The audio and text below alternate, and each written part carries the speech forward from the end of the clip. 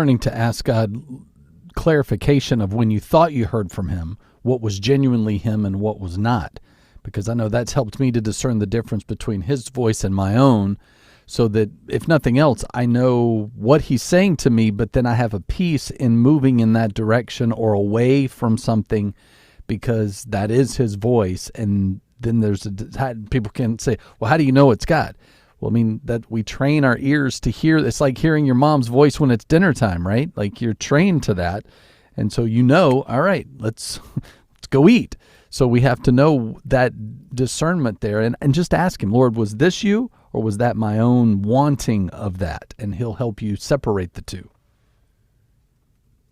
Yeah, exactly right. And and they run, like I said, his enemies run from the voice of the Lord because they don't recognize the voice of God in their life. Mm-hmm. And that's something we should always be striving to do, to be attentive, to listen more deeply to God speaking to us. What does that voice sound like? Mm-hmm. Right?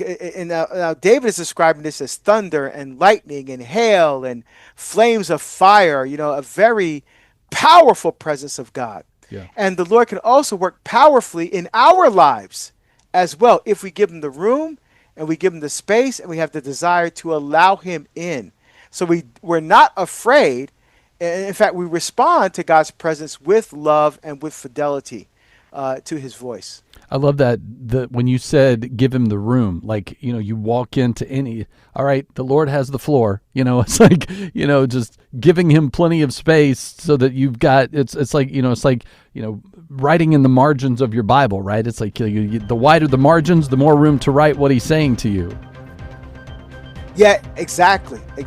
And responding to that, right? So we write it down and we meditate on it and then we respond. Beautiful. Yeah.